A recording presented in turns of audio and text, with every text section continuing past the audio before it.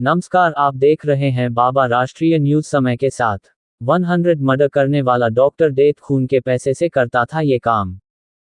Doctor की कलम से कत्ल की कहानी। डॉक्टर डेथ की मौत की मंडी। कोराम लाइव। वह फरवरी 2020 की एक सुबह थी।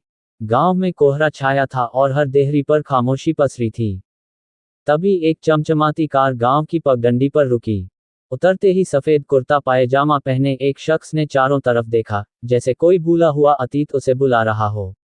यही था डॉक्टर देवेंद्र शर्मा, जिसे अब पूरा देश डॉक्टर डेथ के नाम से जानने लगा है। गांव वालों ने देखा था उसे।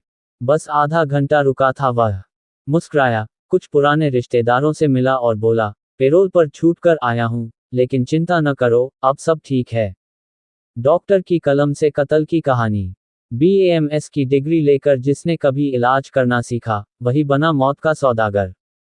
100 से ज्यादा हत्याओं का आरोपी। बिहार से राजस्थान और उत्तर प्रदेश तक उसकी कहानियां खून से लिखी गई थीं। उसके हाथों में कभी स्टेथोस्कोप था, अब उसकी उंगलियों पर लाशों की स्याही थी। शातिर इतना कि अपराध की दुनिया में उतरने से पहले ही बीवी से तलाक करवा लिया, ताकि पुलिस के शिकंजे से पत्नी और बच्चे बच सकें। लेकिन जब बच्चों की बात आई, तो उसी डॉक्टर डेथ की आंखों में नरमी आ जाती थी।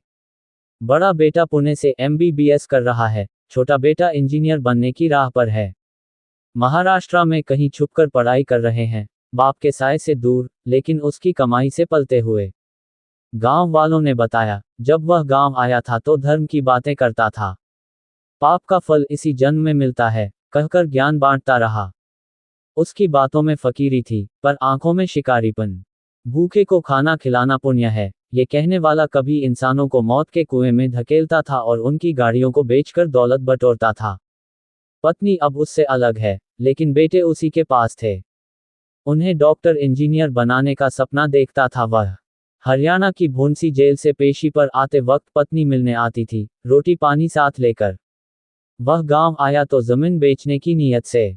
अतरौली तहसील में 2 भाइयों को अपना हिस्सा बेच कर गया। शायद ये उसका आखिरी जुड़ाव था अपनी जड़ों से। अब SP अमृत जैन का कहना है, उसने गांव की सारी संपत्ति बेच दी है। उसके अपराध से कितनी दौलत कमाई गई, उसकी जांच हो रही है। उसके गांव में अब भी लोग उसका नाम लेने से कतराते हैं।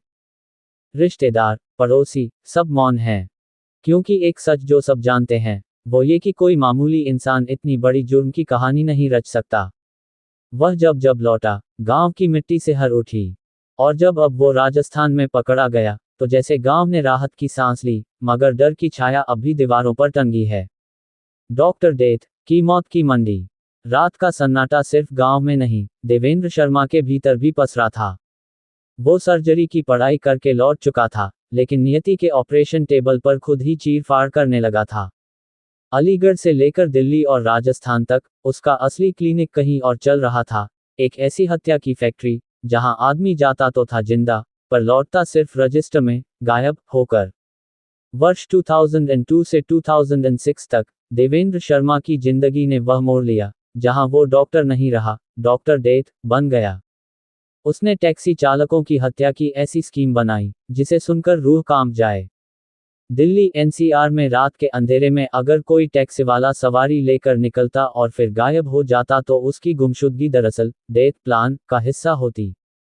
उसका तरीका साफ था, बेरहम था और नायाब था। किसी एजेंट के जरिए टैक्सी ड्राइवर को बुलवाना, उसे 20-30 हजार रुपये में टैक्सी समेत खरीद लेना, फिर किसी सुनसान जगह ले जाकर गला घोंटना या सिर पर वार करके मार देना, शव को यमुना या नहर में फेंक देना, वहीं गाड़ी को कबाड़ के नाम पर बेच देना। हर हत्या से उसे मिलते थे 20 से 25 हजार रुपये। जिस्म मिटता गया, पैसा बनता गया। वहीं पुलिस की फाइलों में सिर्फ लापता ड्राइवरों की लिस्ट लंबी होती गई। राजस्थान के धौलपुर में उसने एक पार्टनर के साथ मिलकर फर्जी गैस एजेंसी भी खोली थी। नाम था ओम साई राम गैस एजेंसी।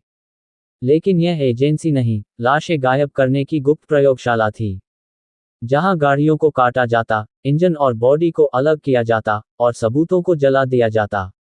वहां लाशें नहीं रखी जाती थीं, वहां सिर्फ निशान मिटाए जाते थे। देवेंद्र अकेला नहीं था। वह अपने नेटवर्क में झारखंड, बिहार, हरियाणा और दिल्ली के अपराधियों को शामिल करता। उसने पार्टीशन की तरह हर काम बांट रखा था, जैसे कौन ड्राइवर लाएगा, कौन मारेगा, कौन कबाड़ खरीदेगा और पुलिस से कैसे बचा जाएगा। एक बार उसने पुलिस को खुद बताया था, मैंने 100 से ज्यादा टैक्सी ड्राइवर मार डाले। कोई अफसोस नहीं, क्योंकि वे सिस्टम में गुमनाम थे।